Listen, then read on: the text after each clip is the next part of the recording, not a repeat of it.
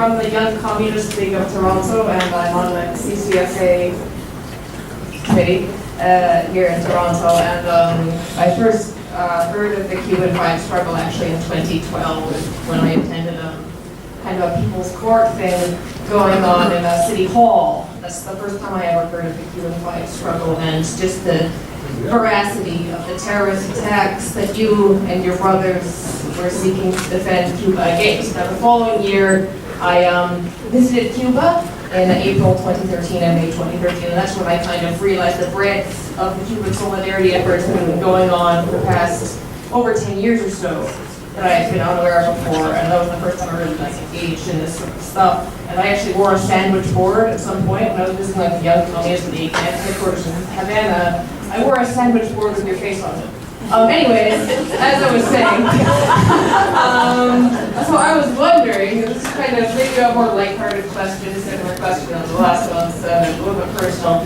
When you were in jail, I mean, I know you got letters from like Cubans and stuff and people who admired you, but did you understand, did you know at that time like the sheer breadth of like the solidarity efforts that were being made in like in Vancouver, for example, or maybe here around the world to get you free?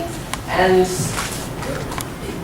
yeah, did you know how big it was, or when you got free, was it just like, did you suddenly like realize just how much work had been going on to bring that end forward? Thank you.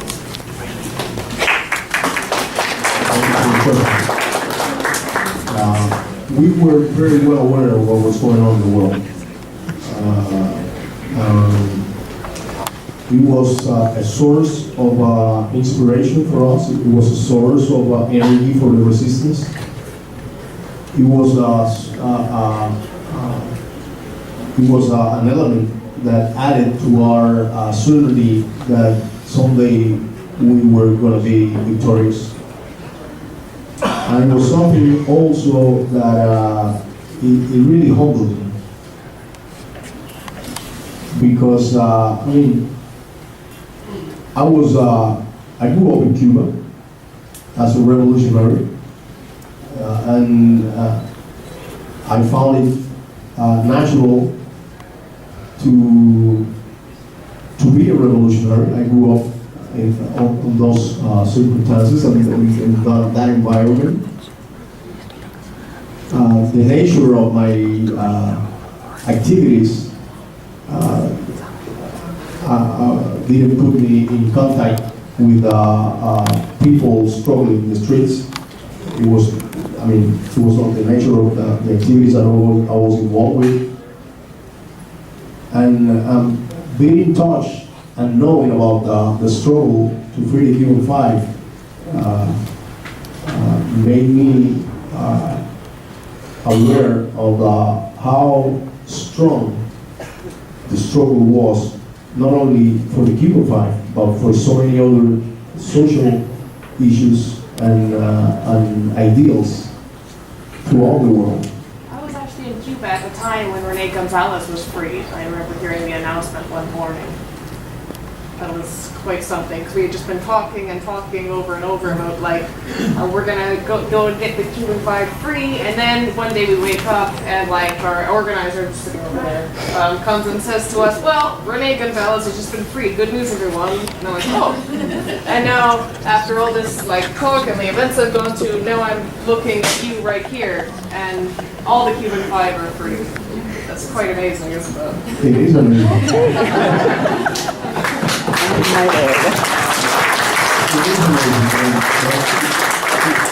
It is something that I was certain I was going to happen. Of course, I never knew when it was going to happen, how long it would take, but I was certain that it was going to happen. And even in the case of Gerardo, whose situation was the most serious and complicated, I knew, and I was certain that he was going to be back in Cuba someday. Because Fidel said it. Because Fidel said it. Fernando, thank you very much for everything. Thanking you for the past. I hope you can also give me something to thank you for for the future. Since December 17th, myself and friends of Cuba, have been having some complicated discussions that touch on a couple of questions that you referred to tonight. But if you can maybe elaborate a bit.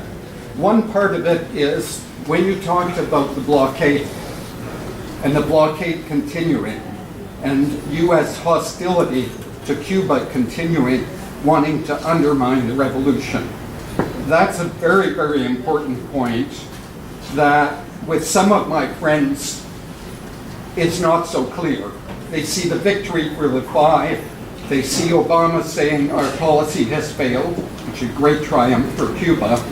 And they have a tendency to say things will be easier now for Cuba.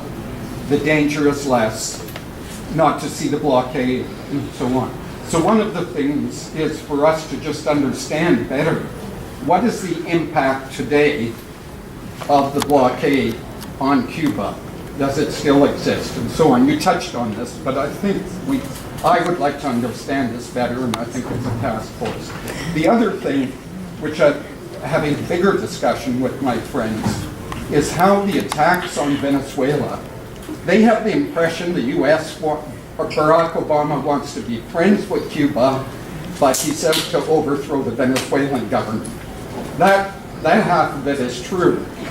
What I'm trying to explain to them, but I think you could explain better, is the attack on Venezuela is also an attack on Cuba. And that if Venezuela is overthrown or thrown into chaos, that too will be a crisis for Cuba. The old divide and conquer strategy. So I think it would help tonight if you could say a little bit more about what Venezuela represents for Cuba and this new form of the divide and rule. Thank you. Well, I say that the blockade impacts at all levels of society and life in Cuba. And it's not only what we lack in Cuba that is important. I mean, you have hospitals in which there are essential elements that are missing, or we don't have, because they are produced or they are sold by American companies, only by American companies. And there are children's hospitals in Cuba in which some products cannot be used to cure a child because we cannot buy it in the United States. There are drugs, medications that we can't obtain because the pharmaceutical industry is basically dominated by a few companies, most of them American companies, or the ingredients that we need to obtain to make those drugs in Cuba, or the fact that we cannot sell in the United States some very good drugs that are developed in Cuba by the biotechnology industry.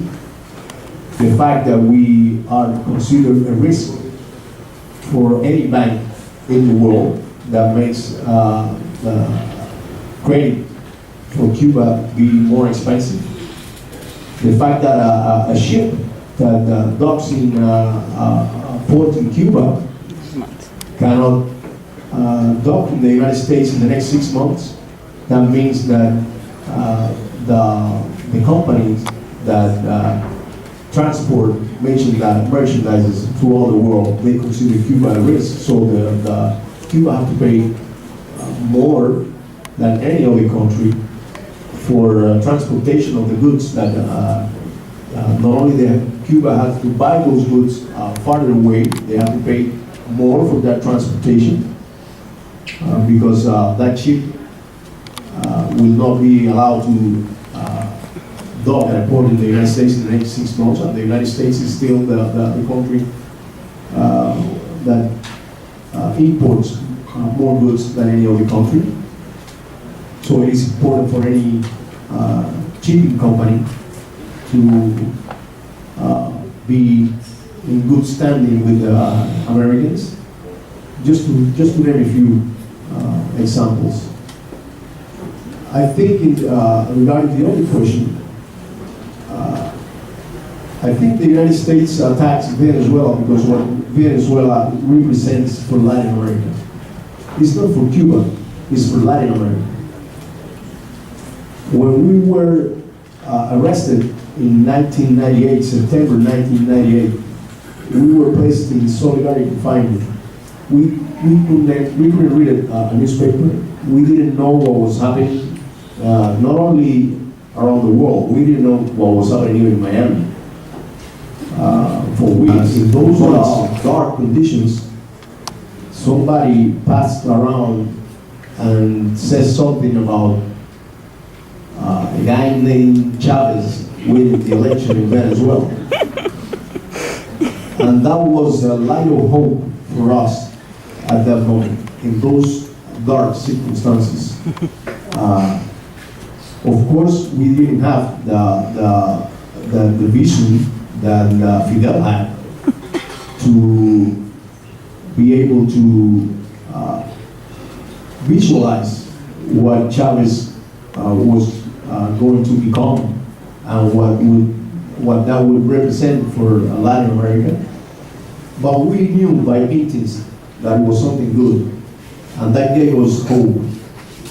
And then we followed the process. And, we were recently in Venezuela, and we were talking to everybody in Venezuela and explaining that the process, the Venezuelan revolution, has the same age that it developed through the years that we were in prison, and we followed that process through the news. The Venezuelan process has a very important role in efforts for integration in America, in Latin America. Chavez was the champion of integration of Latin American countries. And I think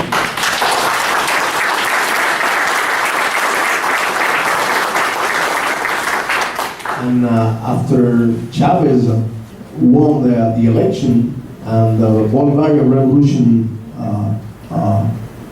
started to develop and bring about the changes in Venezuela that we all know about, and the hope for the Venezuelan people and for Latin America, then it came Evo Morales, then came Daniel Ortega, then came Correa, then came Kirchner, then came Lula, and all the movement that we have seen in Latin America in the last 15, 20 years.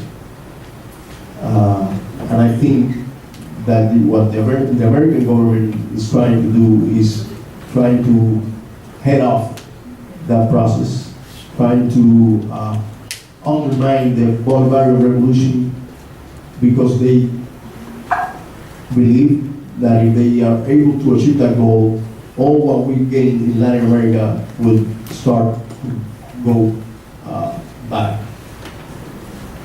So it's not what Venezuela represents for Cuba, it's what Venezuela represents for Latin America and for the world. It's a home.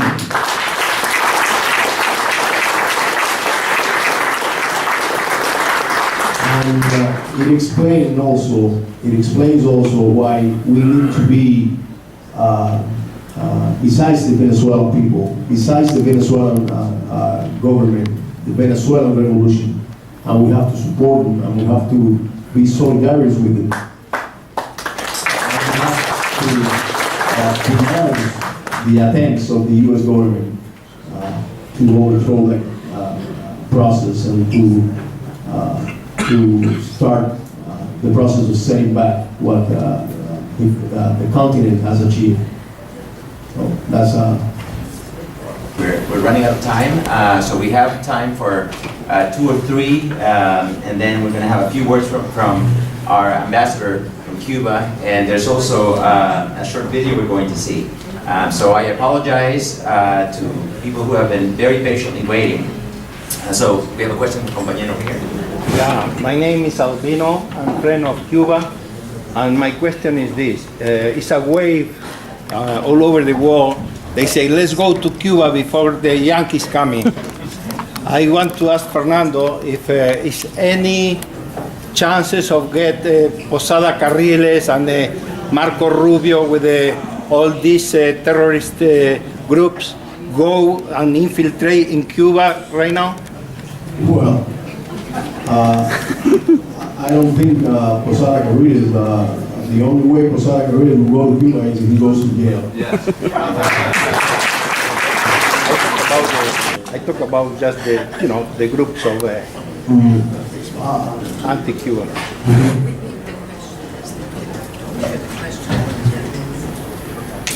Right, okay. So, Albino, we're going to repeat your question, if we could. Essentially, your concern was that some people now are talking about the fact that... Yeah, because the tourists start coming, right? And they say, oh, let's go before the Yankees coming. Well, but I mean, the fact that the American people, well, first of all, the U.S. government would have to change these regulations and allow the U.S. People to travel freely to Cuba for that to happen. Right now, as we speak, that is not allowed. Even though there are more people traveling to Cuba, but it's still, the regulations are still that they cannot travel freely to Cuba. And the Cuban government has regulations too, and I'm sure that people that have been linked to violent attacks against Cuba, I would say, I mean, I'm not involved with the regulations. I'm not the one that made the regulation, or I'm not involved with the agencies in Cuba that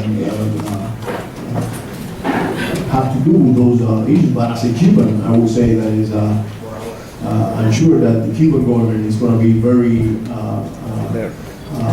alert and watchful of those individuals, and I'm sure that there are people that will never be allowed in Cuba because of the history of violence against the country. And perhaps we could take the next 2 questions together so that we can expedite the process. So Mitzi and I know Santiago had their hands up before, so. Yeah, my one is very little. Thank you so much. My name is Santiago Escobar. I'm the behalf of the Alianza País. I'm the director of the Alianza País de Ecuador, which is Correa's party. Now we have here the possibility to vote and elect members of the parliament. So we have also an organization here, a chapter here. So just to say, on behalf of most of the Ecuadorian people, which is the majority of the people who is currently supporting Correa, we would like to thank you for all your example, for all your legacy.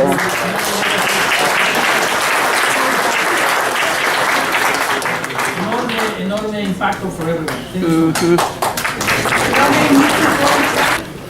Partido Comunista de Chile, y agradecerles a ustedes toda la ayuda que han prestado a nuestro país con las terribles tragedias que hemos sufrido en estos 2 últimos años.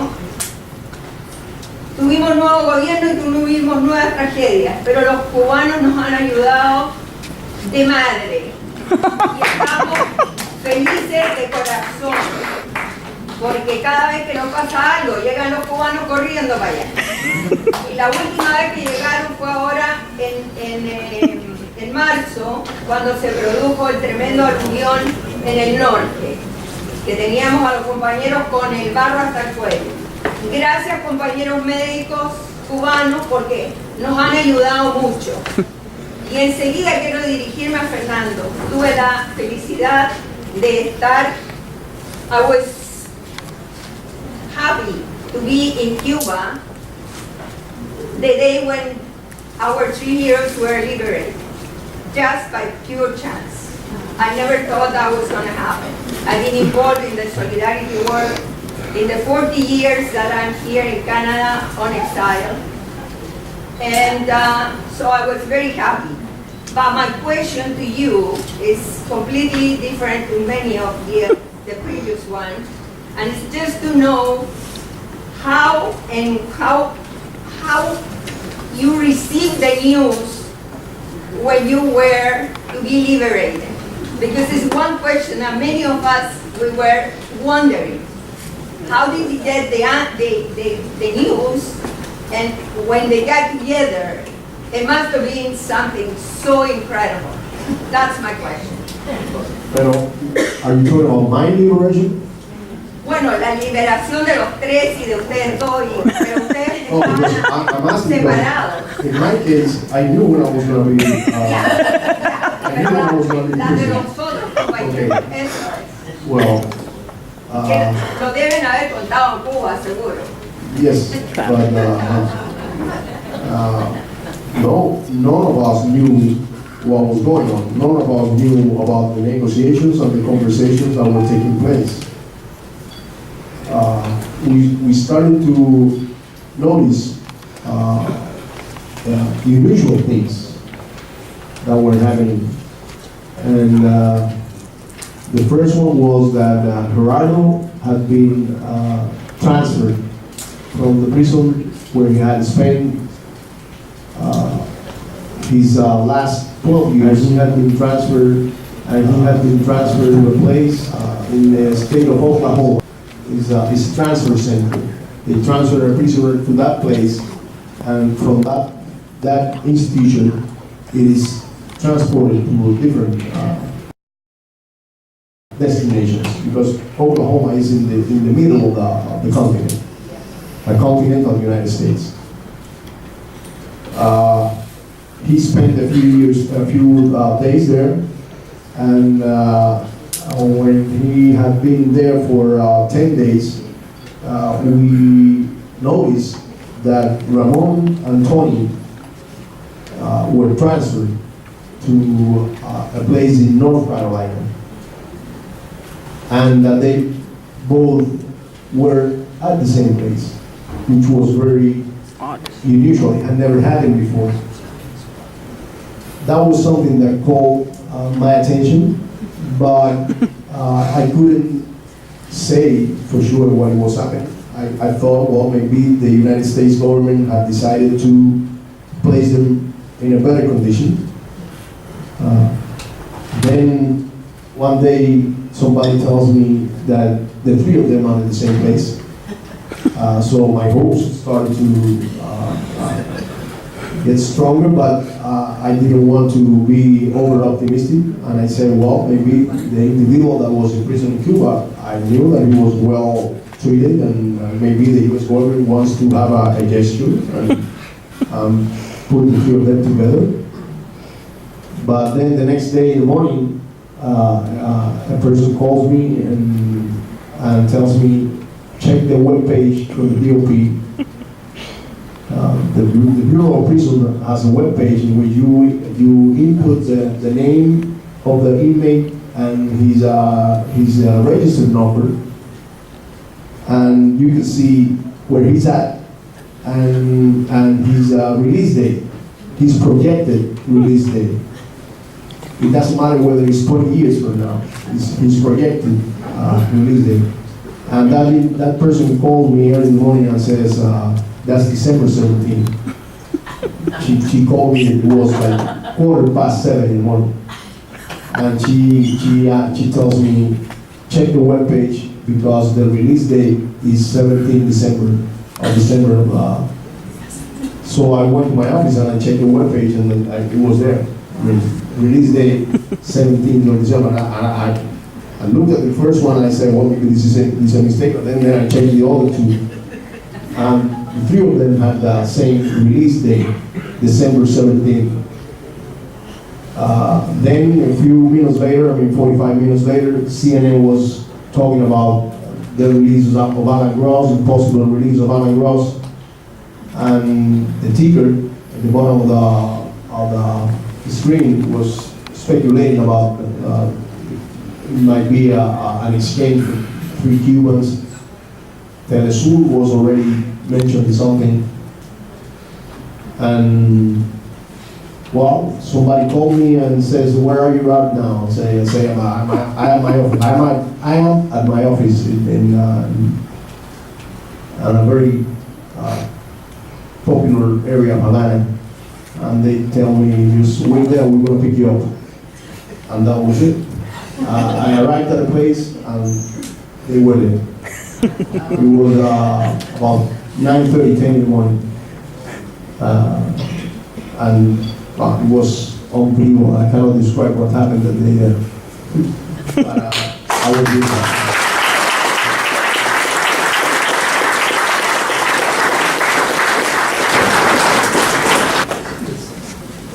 Now we're going to turn it over to our brother, the ambassador of Cuba.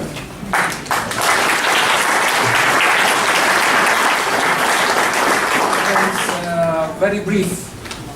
Thank you again for being here tonight. It has been a wonderful meeting. In my account, we have had today more than 250 or 300 people, which is, if it is not a record, it's a good average. And the situation, I think, was worthwhile to have you all here, in the presence of our hero and your hero.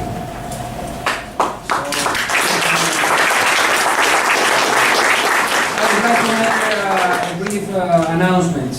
We, in this day of the CNC and even here, we have been asking, or we have been asked, what is next? What are we going to do? And of course, there are big things, big issues in which we have to work. But there's also small things, small projects in which we have to work. And one of them is the Pan American Games. We are having the Pan American Games next month. And we are having a big delegation of Cuban athletes, more than 450. And together with all the personnel, it will be around 700 Cubans in that delegation, plus the cultural part. So we need the support of all of you to come to our games, to support the Cuban athletes. And we want to announce today that we have already a blog for the Pan American Games, for the Cuban delegation of the Pan American Games. We have a Facebook page also for the Cuban delegation where you can find everything. The athletes are completely.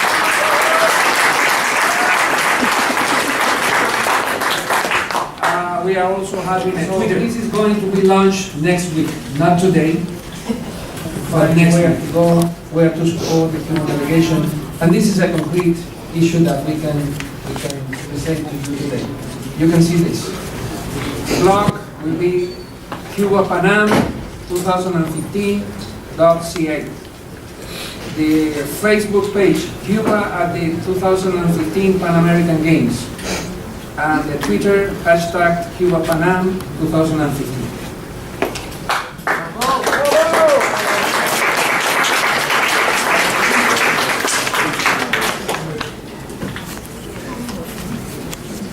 And we are having also cultural activities.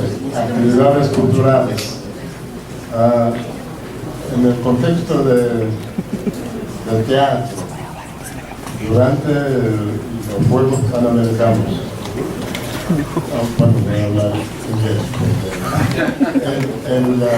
inglés, el 23rd of July, a play dealing with one of the Cuban great national heroes, one of the national poets of Cuba, the first of them, the first revolutionary poet in Cuba, José María Heredia.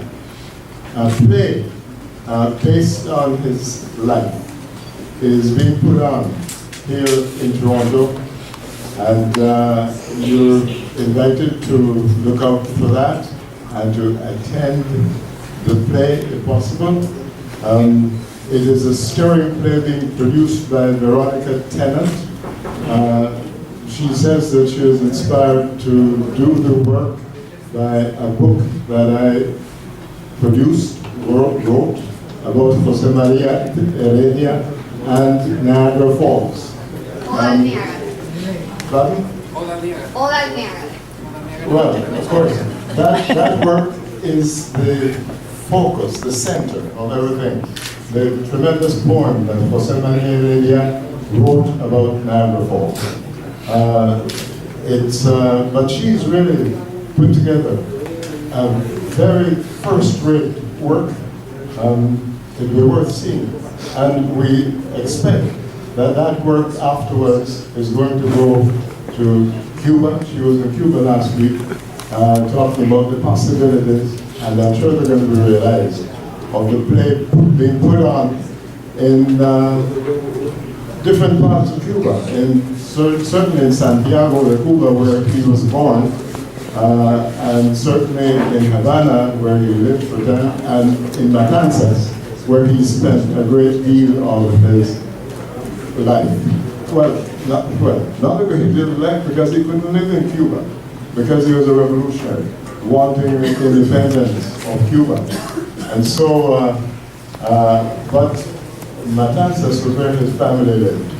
And so, she's done a tremendous job. So look out for the details, and I think you'll be very pleased with the production that Veronica Tennant has done.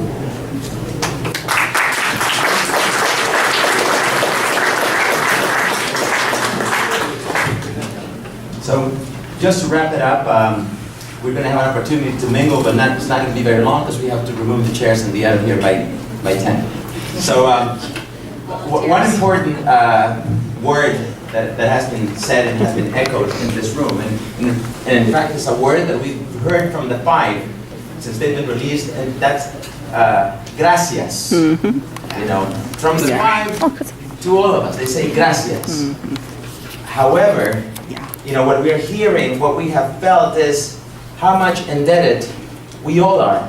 That's right. How indebted Toronto, Vancouver, Canada, Latin America, the world is to the Five for keeping alive, for strengthening that flame of hope, for inspiring us, to the Five, to the Cuban doctors, to Fidel, to the people of Cuba, we say gracias.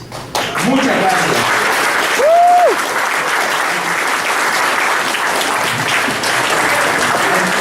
And the only effective way to say gracias is like Fidel says, a seguir luchando hasta el último respiro. To keep on the struggle till our very last breath. Fernando, muchas gracias a nuestro hermano. Thank you very much.